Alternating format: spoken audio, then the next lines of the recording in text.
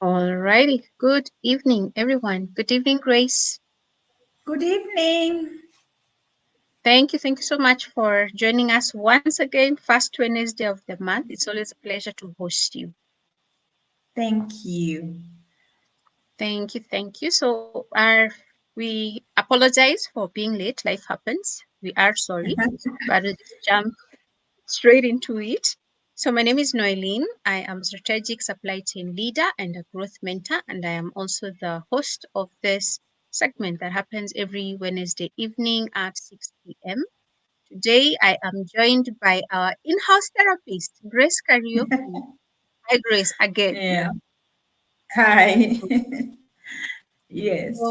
we'll be speaking about conflict resolution today, and I want Yes. to read Grace's bio again. As much as I know you know who Grace is, I'm still going to read it one more time. So bear with me one moment. So Grace, oh, what happened? Let's do that. So Grace Karaoke is a seasoned marriage and family therapist whose passion is to empower individuals, families, organizations, and in turn, the society to live authentically and be able to effectively and successfully navigate through life transitions. She has been able to live out her passion both in the USA and in Kenya. Her overseas experience has given her a unique edge to relate to and effectively work with individuals, families, and organizations from diverse populations. Grace holds a Bachelor's of Arts degree in Christian ministry and a Master's of Art degree in marriage and family therapy. She is a registered member of the National Certified Counselors in the USA, as well as an accredited member of the Kenya Counseling and Psychological Association.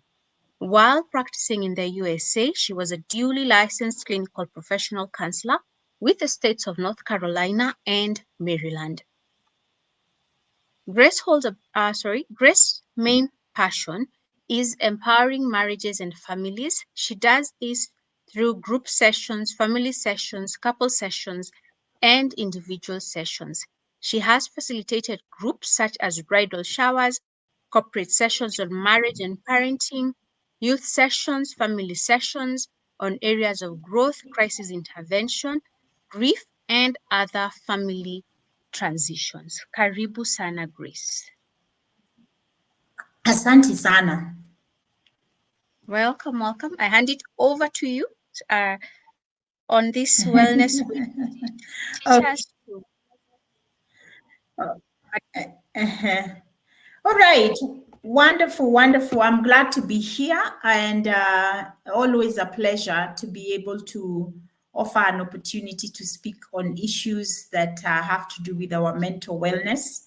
And usually, what happens is that with mental wellness, it also impacts our relationships. And I see that you had asked for us to talk about conflict resolution or conflict management within the workplace.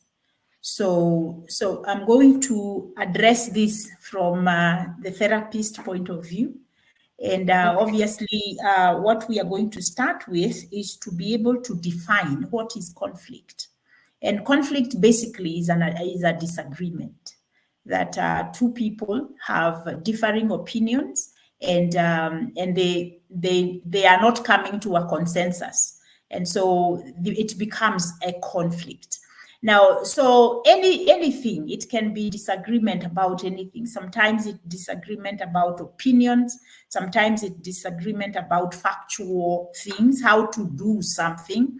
And, because my work is mainly with personal relationships, so I do see a lot of conflicts within relationships. And so we are looking at we are not agreeing on how to, we may have the same goal, but we are not agreeing on the road to take to get there.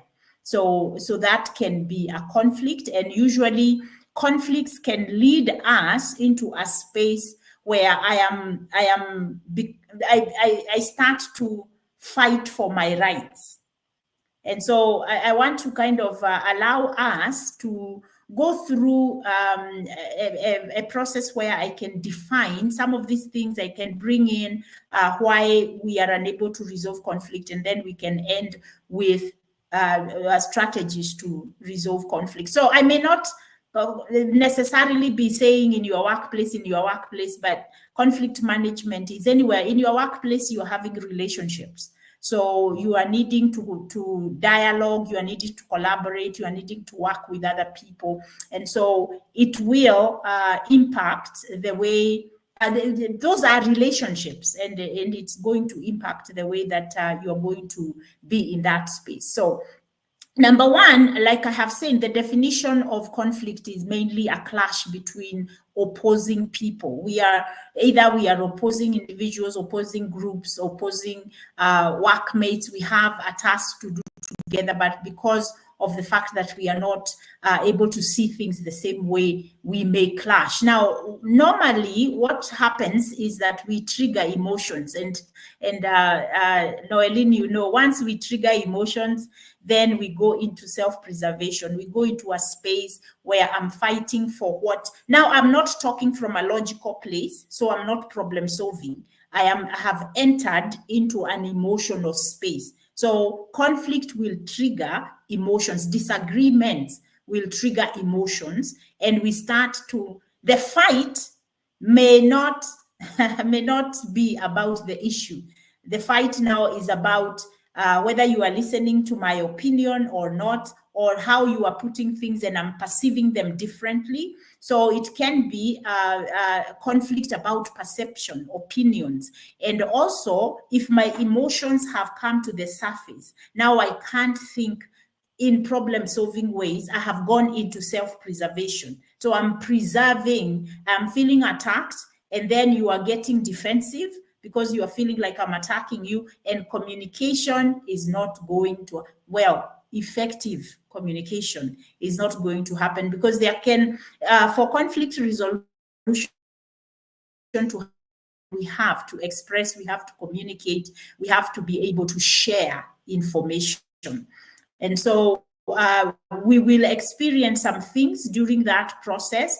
And one of the things that happens in this space is now when the emotions are triggered, we become unable to identify how to come out of that emotional space. Now, there is something that I want to say. Our belief system about conflict, very important, that you need to understand that conflict, when it comes to two groups or two people working together, is inevitable. And why? Because we are coming from different spaces. Number one, our personality, how we communicate, how we think, and how we act is directly impacted by how we are wired. So there are those of us who are conflict averse. There are those of us who seek for it. And both, nobody is right, nobody is wrong. It's just the way we are. And so it is important to understand that conflict is inevitable, and we need to accept it. We need to accept that also conflict means that it's an opportunity for us to grow. So me as a phlegmatic, my comfort zone will be shaken.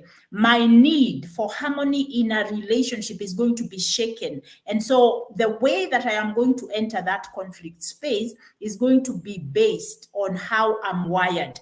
Now, how I'm wired is going to inform my belief about conflict. And then it is going to inform the emotion I'm going to feel, which is usually fear. It's based on fear. And all of us are going to feel the fear of the unknown, but the way we come at that space is going to be very different. So as a phlegmatic, when I have the fear of the unknown, I will avoid. As a choleric, when you have a fear of the unknown, you will attack, or you will come in, you will be more into it.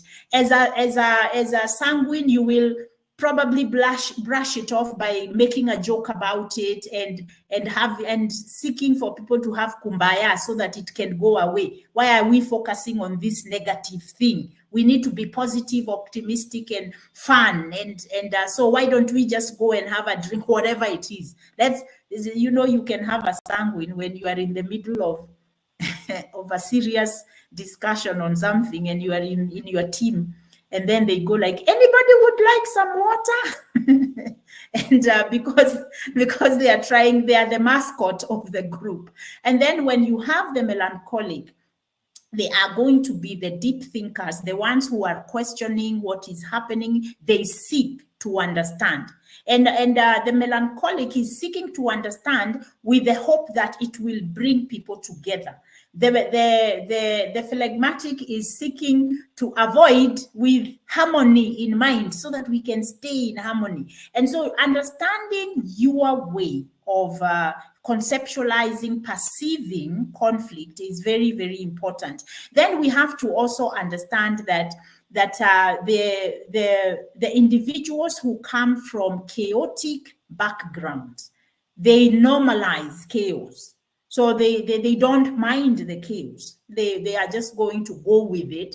And the goal of the argument may not necessarily be to find a solution. It may be, it's what we do. So whether we get the solution or we don't, they find a lot of kind of an up, like an adrenaline rush, just to have these conversations where we are chongoanaring or we are doing whatever it is that we are doing. So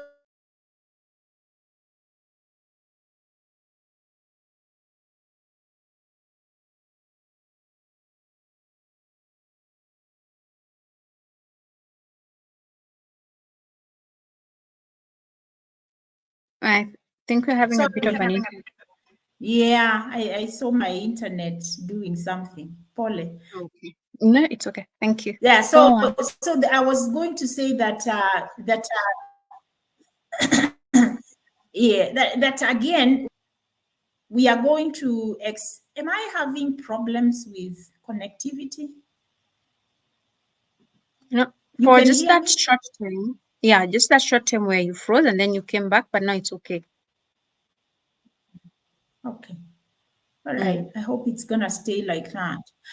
So let me talk about things about types, like the way you might look at conflict. So there is what we call constructive conflict and destructive. Just like we have constructive and destructive anger, conflict that is constructive is the one that is looking at the goal of problem solving. So we need to come to a space where we solve the problem. Now, that way of thinking is means that we need to move away from just sharing opinion to going to a middle ground. And I'm going to be talking about one of the things that we have to understand is that we do need to kind of know what is your conflict management style. So I'm going to go into that. And I know these are things that we all know, but let me quickly talk about that. We have, first of all, we have avoiders, people who avoid conflict, and you might trace them to their personality, to their and your personality is basically your biology, how you are wired, plus your life experience. So if I am a phlegmatic and my life experience is that conflict was always a place where there was punishment, there was shaming, there was humiliation, and there was rejection and abandonment, then I'm going to be conflict averse. So basically, by nature, I don't like conflict. So when I have the experience, then I will avoid conflict. Anytime I feel there is a conflict, I want to hide. Number two, we have individuals who are competitors. For them, conflict, and these are usually cholerics, the goal of this space that I'm in with a conflict is to win, to have the last word. And so they are not necessarily looking at how it's going to affect other people as long as the bottom line is met.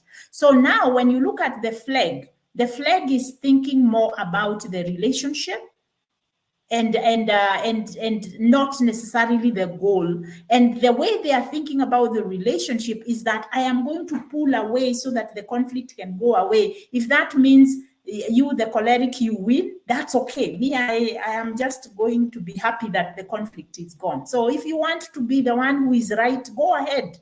Now, then we have who we call I call them accommodating, but sometimes they are the pacifiers. The pacifier is different from the avoider in this way. The pacifier is going to go an extra mile to pull this person back into a space of agreement by agreeing with them. So they withhold and they are going to pull their opinion back. And they are going to do so that you don't, no, it's okay. We can go with your way, whether it makes sense or it doesn't. And they are more, that person is going to be probably the sanguine. So they are more concerned about keeping the connection in the relationship. Remember, the flag is keeping harmony. Let's stay together. Let's not fight. The choleric is saying, no, let's fight and get to the goal, And in this fight, I must win. I'm the one who has the right ideas. So he will override the desires of the others, and he is not looking at the relationship. He is looking at the conflict and finishing it more, whether the relationship is preserved or not, that's not important. Then we are going down the line. So you have the avoider, the competitor, and the accommodator, or the pacifier. Now, in this accommodating space is a good place. I usually say, let's avoid the competitive and the avoider. Let's start here on accommodation, because then we can influence each other. So if I am accommodating your views and your opinions and your perceptions, and you accommodate mine, then we can start to move towards cooperation. So we can start to say, now, since you are accommodating me, I recognize that I have compassion and empathy and appreciation of what you are doing, and I come join you. So we meet somewhere in the middle. So usually with accommodating, when it's done the right way or the healthy way, then what happens? Everybody gets 50-50. Now, cooperation is also good, because then what we are saying, we are going to come together and we are going to find a place where we can agree. So nobody also in that space, nobody really gets to win. It is the organization, the team that wins, because we are coming together again. So myself, when I look at the growth of, if I were to look at it in terms of how we grow towards the healthiest place, I usually see once we move to accommodating, and if it is the sanguine who is offering accommodation, that the choleric can see that, appreciate it, and join them, you see. And the same thing with the phlegmatic, the same thing with the other, the melancholic. So if we recognize that, now that means that I have moved to a higher level of emotional intelligence, because I am aware of the other. And with that awareness, I am developing some sort of compassion and empathy for their thoughts, their feelings, and I am coming towards them.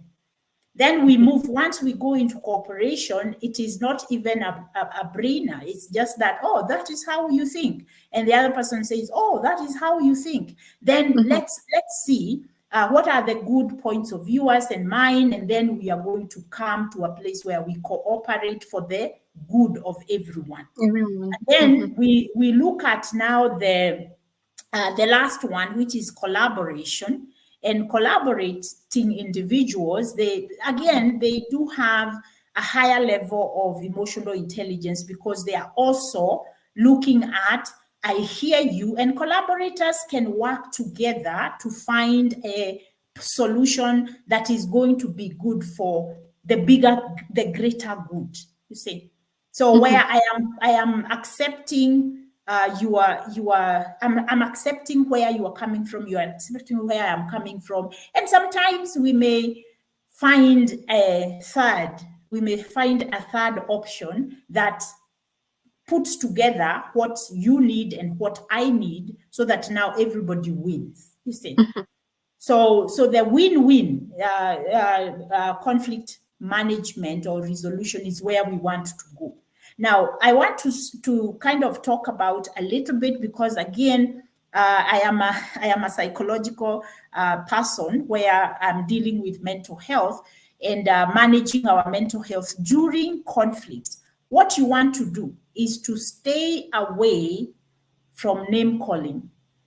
Now, Mhm. Eileen, we normally say, who does that? It sounds like, it's a cliche, but it has a message. What do you Mhm. think, Eileen, when somebody says, who does that? What does that mean? It sounds very undermining. Cindy? Mm, like Yeah, it putting the other makes, person down. I think that's yeah, actually the fundamentally, inherently, that is what that phrase is supposed to do: put the other person down, make them question their thought pattern, their thought process. yes, Like, yes. you actually sat down and thought of that. Who does that? Kind of. Exactly. So what we are communicating to each other in our team is that there are people who are more superior, while others are less superior, and we want to be aware of that from a mental health aspect, and that psychological space. When I hear that, when I hear, where did you get that kind of idea? You see, again, you are telling me, quote unquote, like I'm not intelligent enough. You see, Mm. so I'm being questioned. But there are ways that we can do that without putting people down. And the other person is going to experience that, and we may not intend to do that. But the choice of words, again, we go back now to communication, that your body language, your words, and your tone of voice, it actually communicates more than what you are saying, so Okay. how you are saying it. And I want to say this: Mhm. usually the cholerics, again, and the cholerics and the sanguines, because they are very, kind of in the moment, so we talk and then we think later.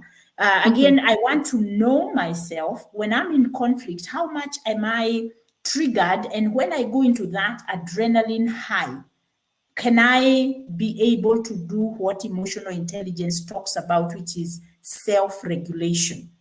When I get dysregulated in my conflict space, can I be able to self regulate so Mhm. that I watch what I say, so that, and how I say it, so that now the other team members are not going to feel that I am lording it over them, that I am, kind of contemptuous, judging, criticizing, Mhm. and really comparing. When somebody says, "Who does that?" you are being compared with someone else. You see, Mm. So it's the same thing we used to. I don't know. I hope people still don't tell children that what is wrong with you when Mhm. they do something off, when they Mm. make a mistake. We don't want to do that, even in our workplace.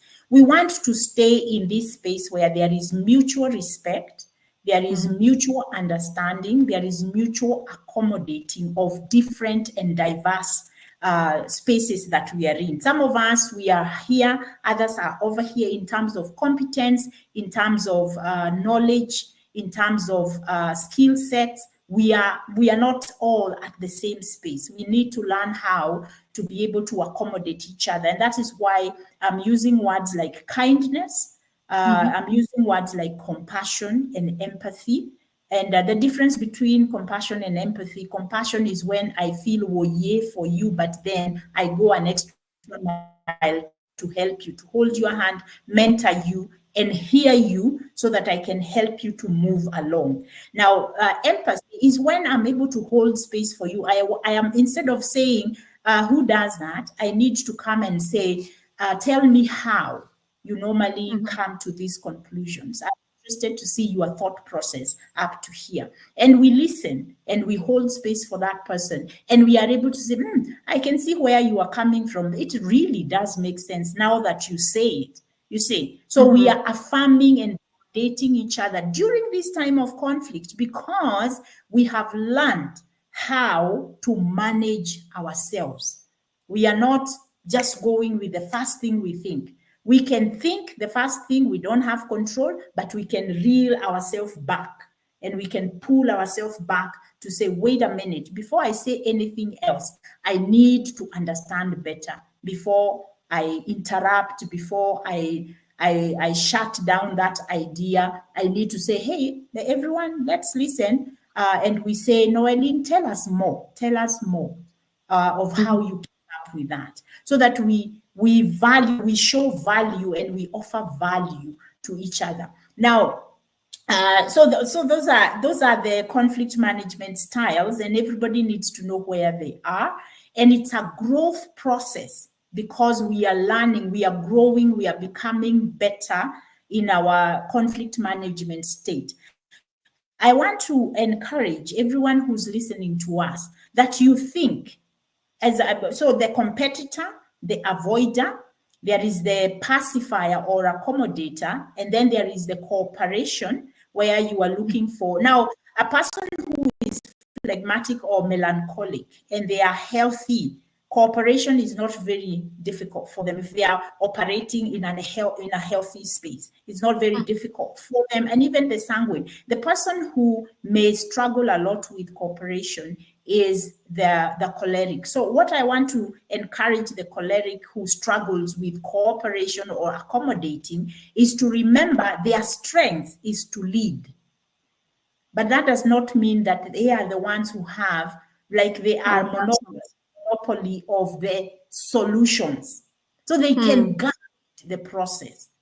Because usually the phlegmatic does not want to lead.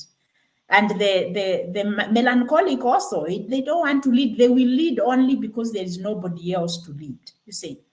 So the choleric, it has the strength of bringing people together in a leadership role and be able to take ideas and now create what we call collaboration, where even you can tell the sanguine, now you stand up, take the felt pen, write down. So you guys, you tell us your idea, you tell us, so you guide and you will fulfill your need to be in control. Mhm. You just don't have to be in control of the outcome. Be in control of the process because that is the way you are naturally wired.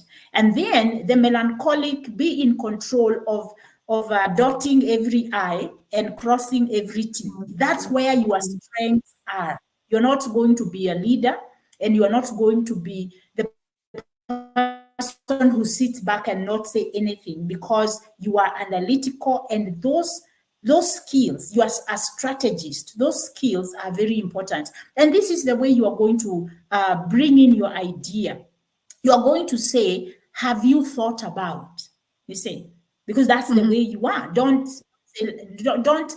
bring your idea in a rush way, in that crude way. Bring it with, and don't bring it either with fear. Bring it with assurance that have you guys thought about? And then the choleric pick it up and say, yeah, actually, tell us more about that. You see, and Mhm. then the choleric, you are looking at the flag, is not talking over there, and you are able to bring them in and say, hey, we are interested to hear what you're thinking. Tell us, what Mhm. are you thinking about who has said, you see. Mhm. So as a choleric, in terms of in that team, and you guys being able to work together to find solutions in a conflict situation, you can do that. You can be able to allow yourself to develop those skills. Now, when it comes to effective communication, which is a big part of conflict resolution, we need to understand that there are tips on communication. Remember, your communication is a combination of the words you choose to use, the body language that you are expressing. Now, you see, like me, I'm talking, I'm smiling, I'm doing my hands like this. That's body language. Now, if I was here and I'm just like, now, what we need to do, people are going to, they will think I'm not even interested in the subject, you see. So, body language becomes a bigger, now we do know words are only 7% of the communication process, And then we Mm. have the body language, which is usually, I think it's the one that is either 33%, and the other Mm. one, which is your tone of voice, how you say it, is usually 58%. So you see, the full effective communication process, you have to pay attention. And this is where now we need to learn to live in the moment. And we need to be intentional in what we do. Be present. Don't just do things without thinking through what they will mean to others, and how they will come out. So that now, the whole thing that we normally say, that me, I'm like that. I like to tell things as they are. Well, what is your goal? Your goal, is it just to tell, or is it to be able to commune, to communicate, to dialogue, and to collaborate in order for the team to win? Then you need to ask yourself, what is my goal in terms of communication and in terms of conflict management? Now, there is something that the skill set of what we call active listening. Mm.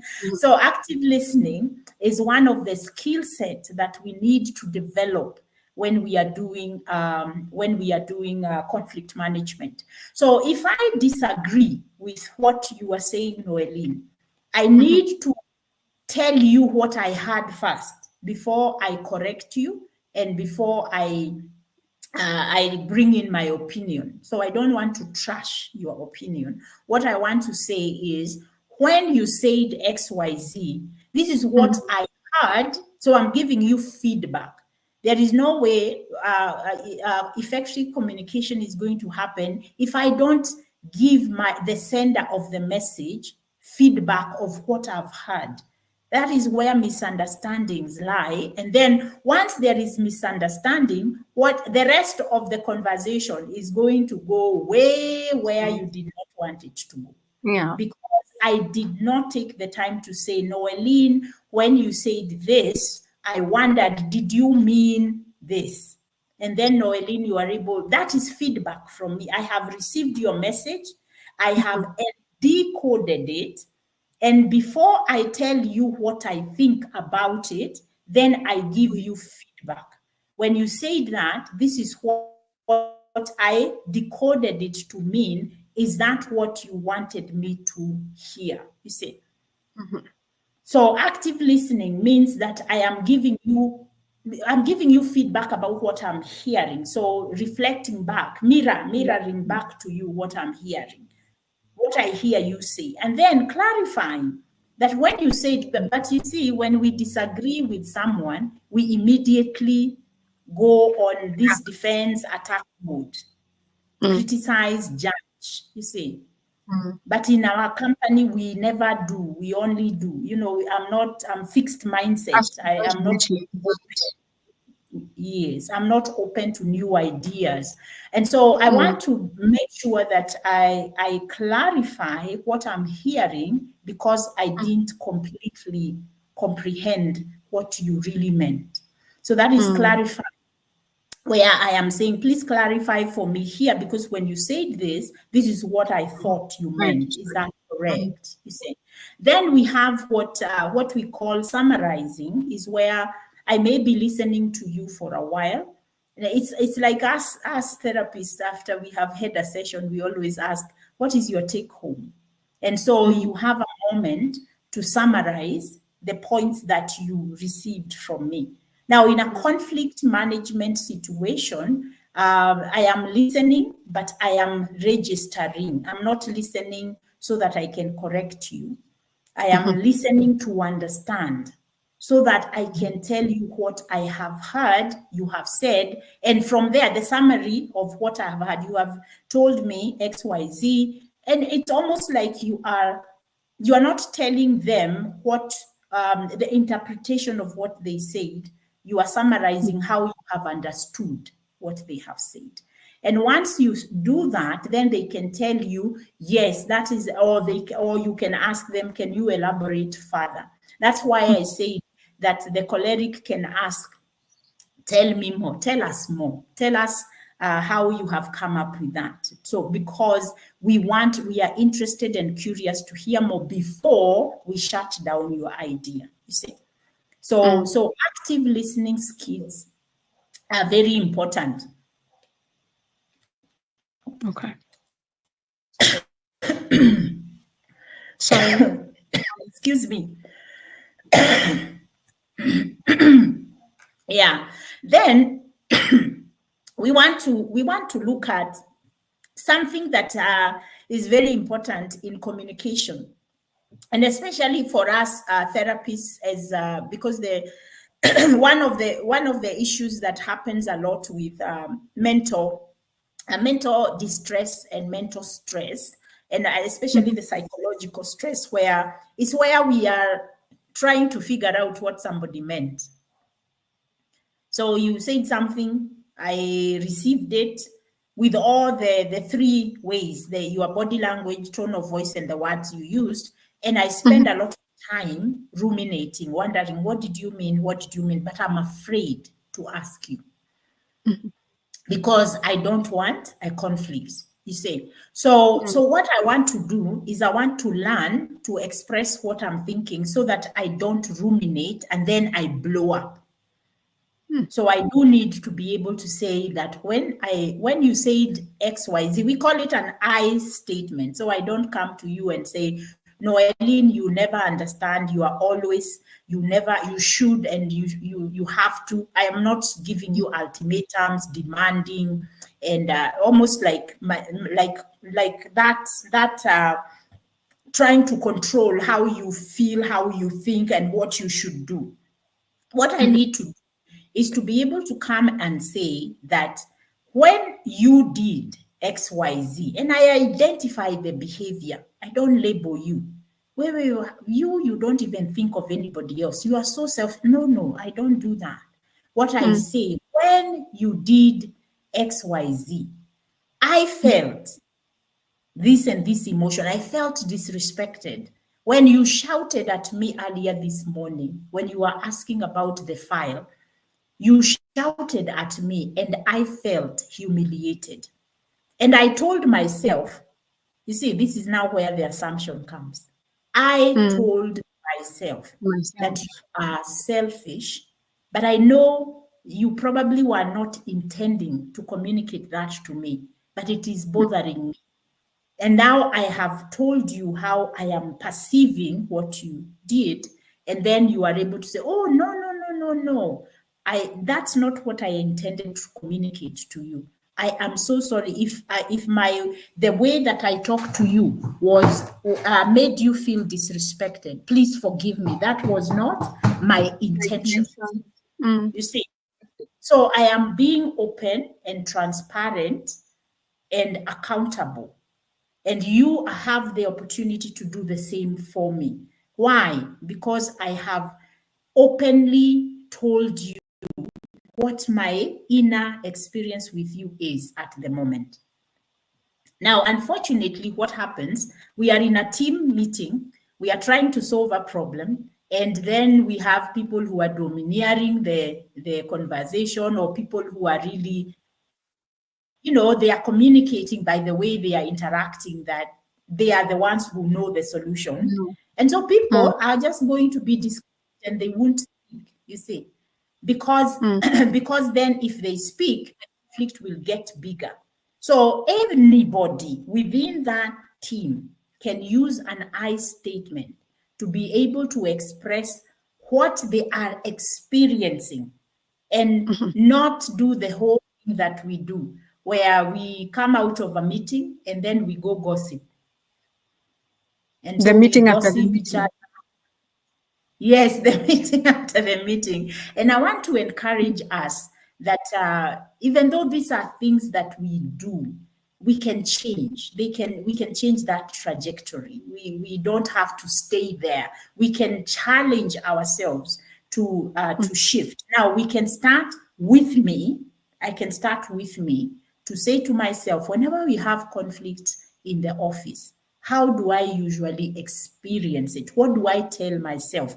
And where is the reference, a point of reference, what happened in the past that causes me to be triggered to think even this conflict today will happen the same way it happened many, many years ago when I was Mm. humiliated, when I was punished.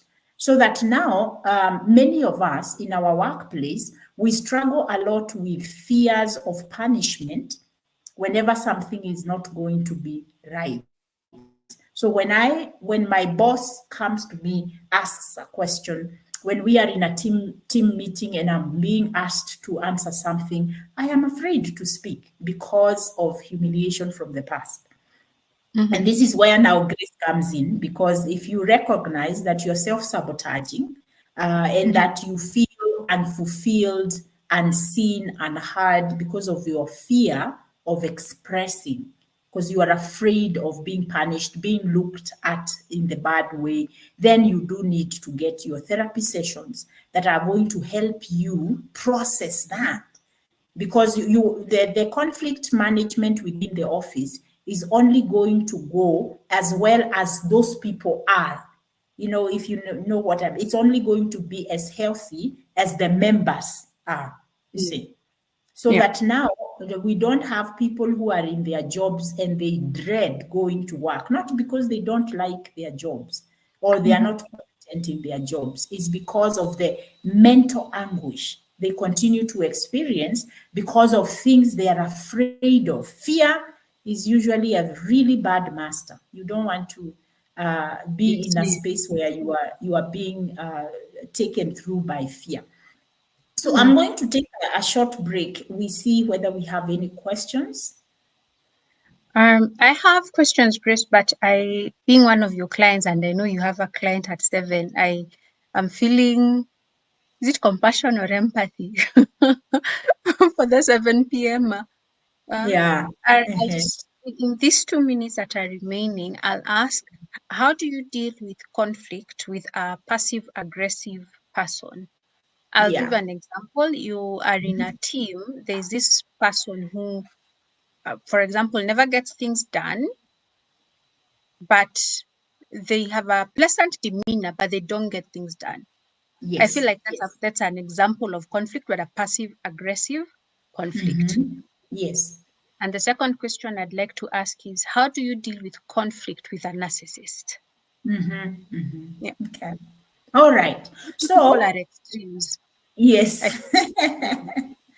So one of the ways to deal with a person who is passive aggressive is to, because of the fact that they will go passive on you. so Mm. so you would have to find a way to be more accommodating in confronting their passive aggressiveness. So you might do more of asking task questions rather than why are you like this, you see.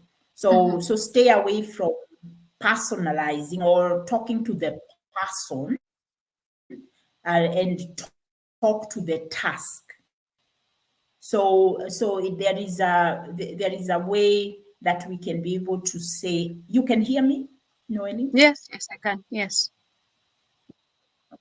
So there is a way we can be able to say, I have noticed that that this task is not done. We talked about this the other day, and this is day 2, and it's still not done. And I have seen this Mhm. pattern with you, and I'm wondering if there is something I can do to to support you. So that is step number 1. Let me be interested to know what is going on.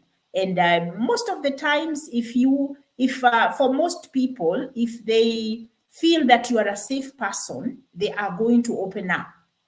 So I'm going to try and figure out why is the task not being done. Now, with my understanding of why individuals would not follow through on a task, I want to Mhm. figure out, is it procrastination? And procrastination is going to come because maybe the instructions are not very clear.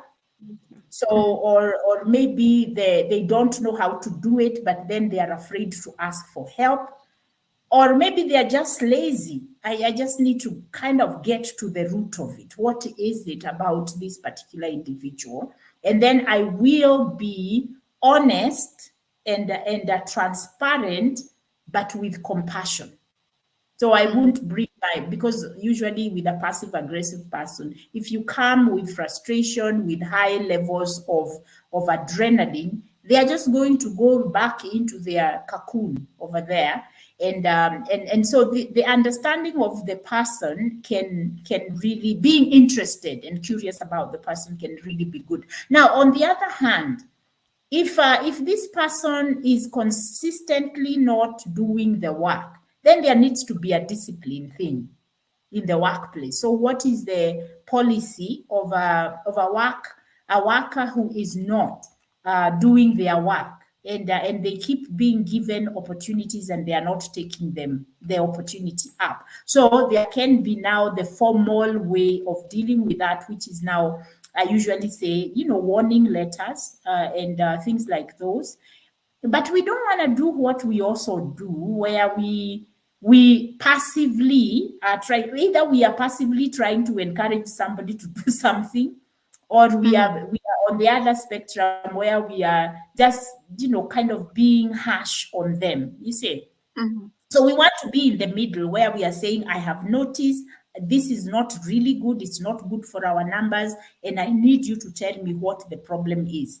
But then if they are not willing, even after you have come up with a plan of action on how they are going to correct the behavior, and they are not doing that, then go to the next level, which is warning letters and them being told, if you don't pull up your socks, then something else is going, we will have no we will have to let you go, you see. Now Mhm. the narcissist, first of all, once we have labeled somebody a narcissist, it gives one, what it does, it gives us an understanding why they act the way they do. What they do. And Mhm. so what is going to happen is that we will come in with that belief they are not going to listen to me, right? And so it's going to be difficult. However, we do need to understand, the moment you start dealing with a person who has narcissism, they are afraid of failure, they are afraid of losing, they are afraid that people will find out they are not as good as they think they are. So they are self-protecting. But usually when we think of a person who is a narcissist, we think like they are monsters. We are so afraid of them. But you see, it's a wounded boy, a wounded girl that is showing up. They have learned, before you get me, I get you. You see, if we have this understanding, we can do what I normally call the deep. And I borrowed this from Dr. Ramani. Dr. Ramani is on YouTube and on IG, and she is an expert on dealing with narcissists. And what she says: do not personalize. Well, do not defend yourself. When they start to get into that defend attack mode, don't join them. In fact, if you can agree with them, especially when they label you that you don't think, just agree with them. Yeah, I know I don't. However, state your truth.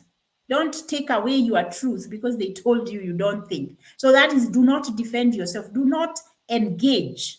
When it becomes now it's a power play, walk away from that conversation. You're not going to be able to be able to gain anything except being put down and being wounded. Then number three, do not explain yourself. When you recognize that a person has entered into the narcissistic space, depart from that collaboration, not collaboration, that in whatever the back and forth, depart from it. And then do not personalize. Do not take it as if you are the one who is wrong, unless you are. You see, so that now you stay disconnected emotionally from this person who has narcissistic traits. So allow yourself to remember the goal of the narcissistic individual is to win the argument. It's not to resolve anything.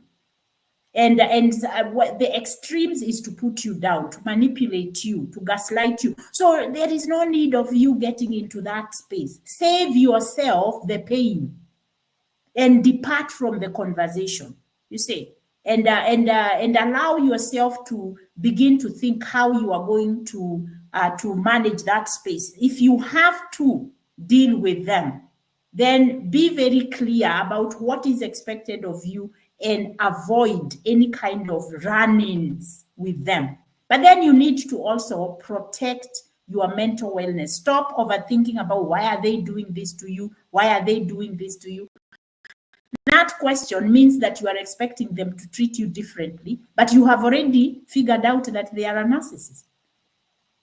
So if that is your reality, begin to do those four things I say. Don't defend, don't engage, don't explain yourself, and do not personalize. It's not about you.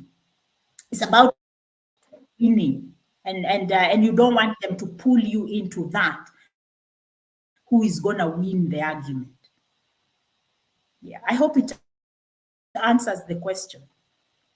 Yes, it does, Grace. And at this point, I want to say thank you so much for making the time this evening, and thank you so much for leading this wellness session. And we will say good evening and goodbye. We'll see you next. I know I'll see you very soon, but for everyone else, we'll see you during the next one, and we release you for your next session. Thank you so much, Grace. You are so welcome, and it's been my pleasure. Okay. There is a lot of firework All right. explosions going on in the background. I don't know if you can hear it, but I want to go see the fireworks. Good evening. All right. Okay. Bye. Bye bye.